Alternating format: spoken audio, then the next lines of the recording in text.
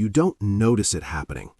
There's no moment where you sit down and say, "Today, I'm going to spend more money than I should." It usually starts much quieter than that. It's late in the day. Not dramatically late, just late enough that your energy isn't what it was in the morning. You've already answered messages, ignored a few others, made small choices all day without thinking about them. What to focus on, what can wait, what doesn't matter enough right now. By the time another decision shows up, it doesn't feel like a decision at all. It feels like friction, something in the way of getting to the end of the day.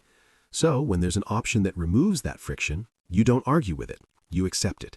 The faster shipping, the app that saves your card, the subscription that renews quietly in the background.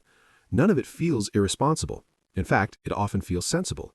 You tell yourself you're buying time, buying convenience, buying a little breathing room. And at the moment, that's exactly what it feels like. You're not choosing to spend. You're choosing to stop thinking. That's the part most people don't notice. Because nothing bad happens right away. There's no regret spike, no warning signal, no emotional reaction that says pay attention. Life just gets a little easier, and the charge blends into the rest of them. If you look at your bank statement later, you don't see a mistake. You see normal. Familiar names, small amounts, things you barely remember agreeing to. Nothing jumps out as a problem. And because nothing feels urgent, nothing gets questioned. So it repeats. Not because you decided to repeat it, but because it became part of the background. A default. Something that happens without asking. And when spending feels like background noise, it stops feeling like a choice at all. It just feels like how modern life works. At this point, most people think they already know what the issue is. They tell themselves it's about math. Small purchases add up. Subscriptions stack. Convenience costs more than doing things the hard way. And on the surface, that explanation works. If you spend a little extra every day, eventually you'll spend a lot. That's the story we've all heard. It's why advice usually sounds the same. Cut back, track everything, cancel what you don't need. And for some people, that's enough. They open a spreadsheet, they audit their expenses, they clean things up. For a while. But here's the strange part.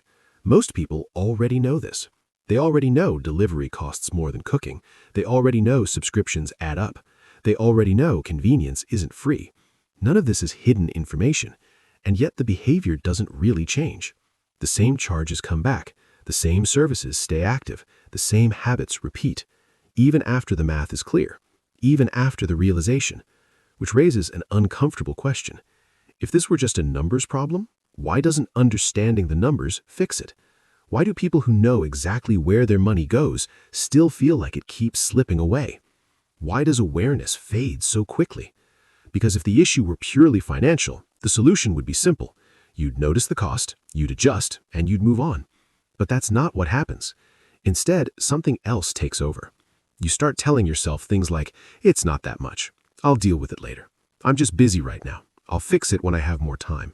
The decision gets postponed, not denied, not approved, just delayed. And while it's delayed, nothing feels wrong. Money keeps leaving, but without a clear moment of choice, there's no emotional signal attached to it. No guilt, no satisfaction, no sense that a decision was made at all. So the problem doesn't feel financial, it feels invisible. And that's where the usual advice breaks down, because tracking expenses doesn't stop something you don't consciously feel yourself choosing, and cutting costs doesn't work when the cost never registers as a decision, which means the issue isn't really about money, at least not in the way most people think. Here's where the explanation usually goes wrong.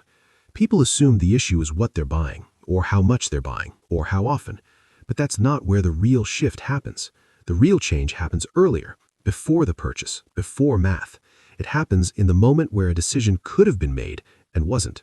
What most people miss is that the brain treats unfinished decisions very differently from finished ones. A clear yes feels like a choice. A clear no does too. But "I'll decide later" doesn't feel like anything. It feels neutral, temporary, reversible. So the brain doesn't tag it as costly. Instead, it files it under open. And open decisions are comfortable. They don't require confrontation. They don't force trade-offs. They don't demand that you admit what you actually value.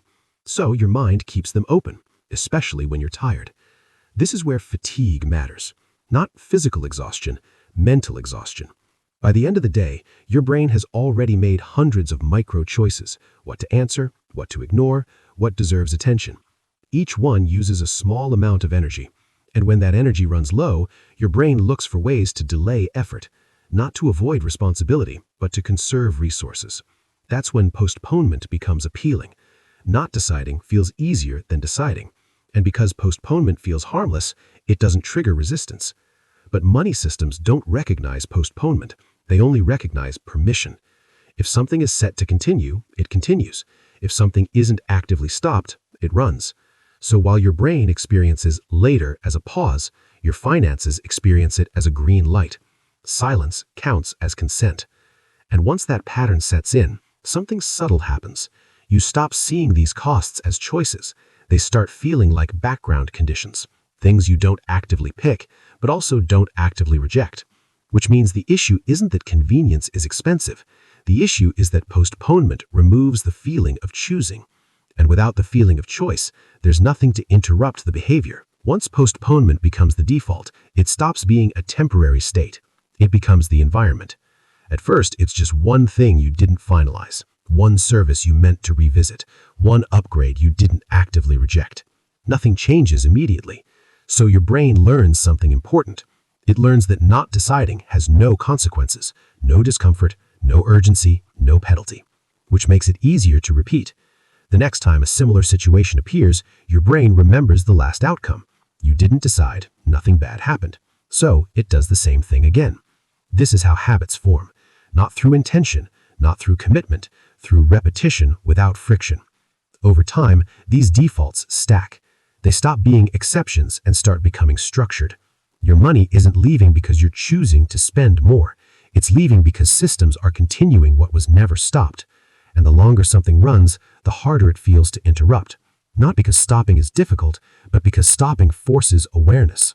Now, it's no longer about whether you want the service. It's about admitting that you paid for it without actively choosing it. So the decision moves again. Later becomes later. At this point, you're not paying for convenience anymore. You're paying to avoid closure, to avoid the moment where you have to look at the behavior and call it what it is. And this is where the drift begins. Not a sudden loss of control, not a dramatic change, just a gradual handoff. Choice by choice, your financial life shifts from being actively managed to passively maintained. Defaults take over, habits solidify, and because everything still feels normal, nothing triggers correction. This is why these costs are so persistent. They don't demand attention, they don't cause pain, they simply continue, quietly. At this point, the pattern becomes hard to ignore. It isn't about individual purchases, it isn't about discipline, and it isn't about budgeting mistakes. It's a system. Fatigue reduces your capacity to decide. Postponement removes the feeling of choice. Defaults step in where decisions should have happened. Habits form without being questioned. And once habits exist, they don't need permission anymore. They just run. This is why so many people feel confused about their money. They don't feel reckless. They don't feel irresponsible. They don't remember making bad choices. Because in a sense, they didn't. The system made them quiet. What looks like spending too much from the outside is often just deciding too little on the inside. Not in big moments, but in small ones. Moments where saying later felt harmless. Moments where effort mattered more than clarity. Moments where convenience promised relief and delivered it, briefly, until it became invisible. This is also why traditional advice misses the mark. Tracking expenses doesn't fix defaults. Budgets don't interrupt habits. Willpower doesn't work against systems designed to continue. Because once something stops feeling like a choice, information alone can't bring it back. Awareness has to be reintroduced at the exact moment it disappeared. Not after the fact, not at the end of the month, not when the damage is already done, but in the silence between impulse and continuation. That's the real leverage point. Not spending less, not earning more, but reclaiming the moment where a decision is still possible. This is where control actually lives. Not in big money moves, but in restoring authorship over the small ones. And once you see this system, it becomes hard to unsee it. You start noticing how often money moves without a clear memory of choosing. How often normal is just unexamined. How often ease replaces intention. And why drift doesn't feel like losing control. It feels like nothing at all. None of this means convenience is the enemy. Convenience exists because life is full, because time is limited, because energy runs out. The problem never eases itself.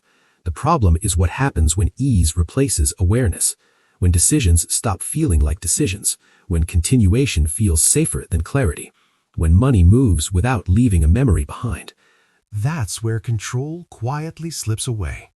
Not in moments of excess, not in dramatic mistakes, but in silence, through things you meant to revisit, through choices you postponed, through systems that kept running because nothing told them to stop. This is why money often feels confusing. It doesn't feel stolen. It doesn't feel wasted. It just feels gone. And the cost isn't only financial. It's the loss of authorship. The moment you stop deciding, your money doesn't wait. It decides for you. Reclaiming control doesn't require perfection.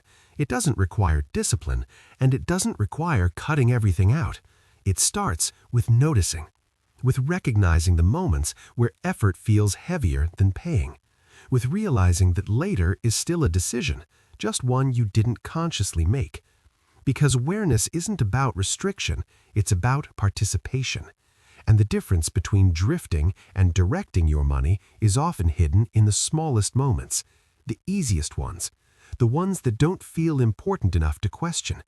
Those are the moments that shape everything.